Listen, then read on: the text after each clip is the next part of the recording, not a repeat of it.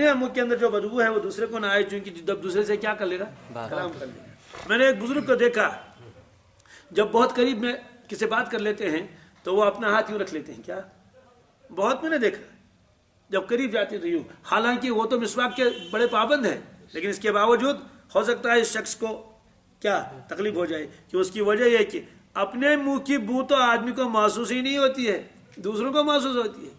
इसलिए जो सिगरेट पीकर मस्जिद में आते हैं ना, उनको महसूस होता है हमारे बदन से तो खुशबू टपक रही है, खुशबू महक रही है। लेकिन जो उसके बगल में होता है, खास तौर से जो नॉन स्मोकर हो, जो पीता नहीं है, उसको इतनी दुश्वारी होती है उसके बराबर में बैठने में, कुछ कहने की बात नहीं। ऐसे जब वो एक साथ मिलकर खाना खाते हैं ना, एक नॉन स्मोकर हो और दूसरा वो हो पीने वाला, सिगरेट वगैरह तंबाकू पीने वाला, उसको तो खाना खाते वक्त भी उससे बड़ी परेशानी होती है। क्यों? इसलिए कि वो बदबू आती रहती है। फिर ये जो बहुत सिगरेट पीने वाला होता है, तंबाकू पीने वाला होता है, कभी कभी उसके कपड़ों से भी क्या एक किस्म की बुआ आती है, दूर से पता चलता है कि भाई ये सिगरेट का आदी है, मिसवाक का, जो उसके जो है वो तंबाकू पीने वाला है। बहरहाल ये रिवायत है हज़रत शुरैह इब्न हानी की। आगे रिवायत है, वान हुज़ैफ़ा रज़ियल्लाहु तआला अन्हु क़ाल कान नबी सल्लल्लाहु तआला अलैहि वसल्लम इज़ा क़ाम लित्तहज्जुद मिनल लैली यशूसु फ़ाहु बिस्सिवाक। मुत्तफ़क़ुन अलैह। क्या फरमाते हैं? हज़रत हुज़ैफ़ा रज़ियल्लाहु तआला अन्हु फरमाते हैं कि रसूलुल्लाह सल्लल्लाहु अलैहि वसल्लम जब तहज्जुद के लिए उठते थे, किसके लिए? तहज्जुद किसे कहते हैं सबको मालूम है। तहज्जुद उस नमाज को कहते हैं कि पहले आदमी आराम कर ले, सो जाए, उसके बाद खड़ा हो जाए। अगरचे तहज्जुद के लिए सोना शर्त नहीं है, लेकिन आम तौर से तहज्जुद तो कहते ही उसी नमाज को कि एक आदमी ने आराम किया तो उसके बाद नमाज पढ़ ली। वरना बहुत मरतबा ऐसा हुआ अल्लाह के नबी सल्लल्लाहु अलैहि वसल्लम रात को बिल्कुल आराम नहीं फरमाया, तहज्जुद की नमाज पढ़ ली। जैसे रमज़ान के आखिरी अशरे, रमज़ान के हाँ, रात भर आप जागते रहे और उसके बाद तहज्जुद का वक़्त तो आपने तहज्जुद पढ़ ली। या इसी तरह से बहुत सारे मौके पर आप रात भर जागते रहे, तहज्जुद की नमाज पढ़ ली। इसका मतलब ये नहीं कि तहज्जुद से पहले सोना फ़र्ज हो, नहीं, लेकिन आम तौर से तहज्जुद कहते ही हैं कि एक आदमी सो गया था, आराम कर लिया, कितना कम आराम कर लिया, घंटा किया, 2 घंटे के जितने भी, उसके बाद जब उठा तो उस नमाज को क्या कहते हैं? तहज्जुद कहते हैं। तो जब आप तहज्जुद के लिए उठते थे तो बेदार होते थे तो आप मिसवाक फरमाते थे, क्योंकि वज़ू तो बनाना ही है, तो मिसवाक फरमाते थे आप। और फरमाते हैं कि मिसवाक से यशूसु फ़ाहु, आप अपने दानी मुबारक को साफ करते थे, किससे? मिसवाक से। आगे एक रिवायत आएगी, उसमें ये अल्फाज भी आएंगे, अल्लाह के नबी सल्लल्लाहु अलैहि वसल्लम मिसवाक फरमाते थे तो एक तो दांतों का साफ करना, किसको? जी, दाईं तरफ से शुरू करें।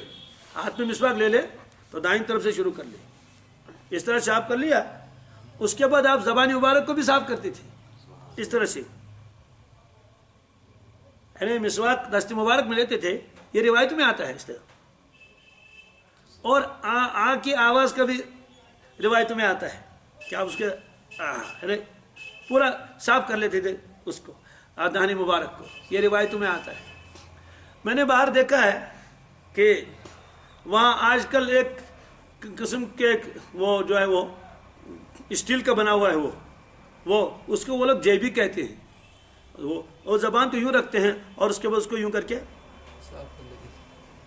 साफ कर लेते हैं।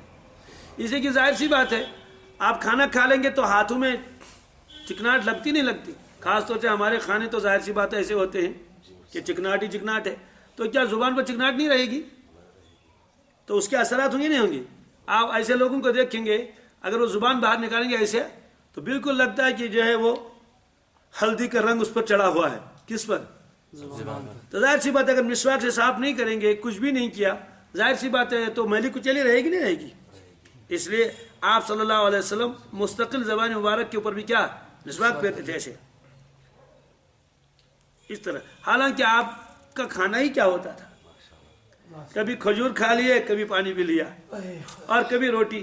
बहुत कम गोश्त खाने की नौबत आई है। गोश्त भी खाए, तनावुर फरमाया आपने, लेकिन अक्सर बेशतर आपकी ग़िज़ा यही थी। इसीलिए रिवायत में आता है, हज़रत आयशा सिद्दीक़ा रज़ियल्लाहु ताला अन्हा रिवायत फरमाते हैं कि 2 चांद हम देखते थे। 2 चांद का मतलब क्या है? जैसे ये महीना है, इस महीने का चांद देखा, अब महीना गुजर गया, एक और चांद आया, تو گویا کہ دوسرے مہینے کا چاند، کبھی تیسرا چاند ہم دیکھتے تھے، ہمارے گھر میں چولہا نہیں جلتا تھا. تو راوی نے عرض کیا چولہا نہیں جلتا تھا تو پھر کھاتے پیتے کیا تھے؟ واپس جواب دے دیا کھجور کھاتے تھے، پانی پیتے تھے، یہ اکثر غذا تھی. اور کبھی کبھار صحابہ کے گھر سے روٹی پکی ہوئی آتی تھی، یعنی اس کا تو بہت کم اتفاق ہوتا تھا. کسی نے کوئی گوشت وغیرہ پکا لیا تو وہ بھیج دیا. تو جب روٹی وہاں سے پکی ہوئی آئی، چولہا جلانے کی ضرورت پیش نہیں آئی، اور جب گھر میں کچھ بھی نہیں ہے تو صرف کھجور ہے اور پانی ہے. ظاہر سی بات ہے جب غذا ایسی ہو تو زبان کے اوپر چکناہٹ وغیرہ کا تو سوال ہی پیدا نہیں ہوتا. لیکن اس کے باوجود بھی رسول اللہ صلی اللہ علیہ وسلم اتنا اہتمام فرماتے ہیں مسواک کا. معلوم یہ ہوا کہ جب بھی آدمی نیند سے بیدار ہو جائے تو ضرور کیا کرنا چاہیے؟ مسواک کرنا چاہیے. اس کی وجہ کیا ہے؟ جب آدمی سو جاتا ہے تو منہ بند رہتا ہے. کیا منہ بند رہتا ہے اور آدمی سو جاتا ہے. تو جب منہ بند رہا اتنی دیر تک تو اس کے وجہ سے بھی تو ایک تغیر آتا ہے منہ میں. اسی لیے لکھا ہے کہ کھانا کھانے کے بعد خاص طور سے جب آپ سو جائیں گے اس وقت ضرور مسواک کریں، یا کم از کم برش کر لیں. اس سے کیا ہوگا؟ اس سے یہ ہوگا کہ جتنے بھی کھانے کے اجزاء دانتوں میں ہیں یہ سب نکل جائیں گے. اس کے بعد سو جائیں گے تو جو کیڑے اندر دانتوں میں رہتے ہیں وہ اس وقت کام اپنا شروع کرتے ہیں جب آدمی سو جاتا ہے. وہ دیکھتا ہے کہ بھائی روڈ تو اب اس وقت کیا ہے، جی اب کوئی آتا جاتا نہیں ہے، آدمی تو سو گیا، اور وہ اپنا کام کرنا شروع کر دیتے ہیں. دن میں تو ان کو بڑی پریشانی ہو جاتی ہے، رات میں وہ کام کر لیتے ہیں. میں نے ایک مولانا کو دیکھا بہت اہتمام کریں مسواک کا بھی، برش بھی کر لیتے ہوں گے، تو میرے سامنے بھی برش بھی کرتے ہیں خاص طور سے سوتے وقت. مسواک بھی باقاعدہ رہتا ہے. تو ایک آدمی اس کے پاس ایک چیز لایا، اس نے کہا حضرت اس کو تناول فرمائیے. جواب دے دیا کہ میں برش کر چکا ہوں. کیا اتنا اہتمام دانتوں کا، اتنی حفاظت؟ کہتے بھائی آپ تو نہیں، اس سے پہلے آتے، ورنہ تو مجھے پھر کیا کرنا پڑے گا؟ برش کرنا پڑے گا. تو میں برش کر چکا ہوں کیونکہ اب میں کچھ کھاؤں گا نہیں، مجھے سونے کا وقت ہے. اب اس کے بعد وہ کچھ اوراد و وظائف اپنا پورا کر کے وہ سو گئے. یہ میرے سامنے واقع ہوا. صاحب کہہ دیا کہ میں برش کر چکا ہوں، اب میں نہیں کھاؤں گا. ہم لوگوں کا کیا حال ہے؟ ہم لوگوں کا کیا حال ہے کہ سو بھی رہے اور چبا بھی رہے ہیں. تو اس طرح سے اپنے دانتوں کی بھی حفاظت کرنی چاہیے. ثواب کا تو ثواب ملے گا، اور اس کے ساتھ ساتھ جو ہے وہ حفاظت بھی رہے گی دوسرے تمام چیزوں سے. اچھا 8:40 تو ہو گئے، ٹھیک ہے. ابھی 5 منٹ ہیں، صرف روایت پڑھ لیں گے، انشاءاللہ اس کی تفسیر آگے آئے گی. یہ بہت لمبی روایت ہے. وعن عائشة رضی اللہ تعالی عنہ قالت قال رسول اللہ صلی اللہ علیہ وسلم 10 من الفطرة قص الشارب وإيفاء اللحية والسواك واستنشاق الماء وقص الأظفار وغسل البراجم ونتف الإبط وحلق الآنة وانتقاص الماء يعني الاستنجاء. قال الراوي ونسيت العاشرة إلا أن تكون المضمضة. رواہ مسلم. یہ روایت ہے بہت لمبی، صرف ترجمہ اس وقت کر لیں گے، تفصیل اس کی انشاءاللہ آگے آئے گی. حضرت عائشہ صدیقہ رضی اللہ تعالیٰ عنہ فرماتی ہیں کہ حضرت رسول اللہ صلی اللہ تعالیٰ علیہ وسلم نے فرمایا 10 چیزیں فطرت میں ہیں. کیا ہے؟ فطرت کسے کہتے ہیں اس کی تفصیل آگے آئے گی. فرمایا ایک تو ہے مونچھوں کا پست کرنا. کیا؟ مونچھوں کا کاٹنا، داڑھی کا بڑھانا، مسواک کرنا، ناک میں پانی چڑھانا، اور ناخن کاٹ لینا، اور جوڑوں کو صاف کرنا. جوڑوں کو، وہ جوڑے کون کون سے وہ بھی آئے گی. اور ایسے بغل کے بال صاف کرنا، مونڈنا یا اکھاڑنا. حلق الآنا، زیرناب بال صاف کرنا، اور استنجا کرنا. کیا؟ راوی کہتے ہیں کہ 10ویں چیز میں بھول گیا. 10ویں چیز میں کیا شان ہے، اللہ اکبر. عجیب ہے، اپنے عقل سے نہیں کہا 10 چیزیں تو گنائی تھی حضرت عائشہ صدیقہ نے، لیکن 10ویں میں بھول گیا. 10ویں میں 9 تو یاد کر لی، 10ویں بھول گئے.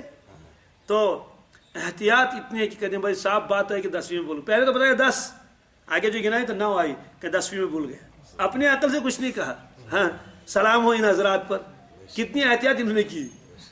اور پھر فرماتے ہیں کہ 10ویں تو میں بھول گیا، یقین کے ساتھ تو نہیں، لیکن مجھے لگتا ہے وہ کلی کرنا ہے. کیا ہے؟ اللہ ان تکون المضمضہ، یہ فرماتے ہیں. آپ یہ تو چونکہ 10 چیزیں آ گئی تو اجمال آ گیا، اس کی کچھ تفصیل آگے آ جائے گی انشاءاللہ.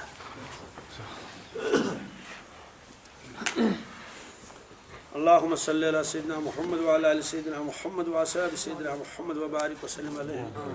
اللهم احسن عاقبتنا في الامور كلها واجرنا من خزي الدنيا وعذاب الاخره. ربنا آتنا في الدنيا حسنة وفي الآخرة حسنة وقنا عذاب النار.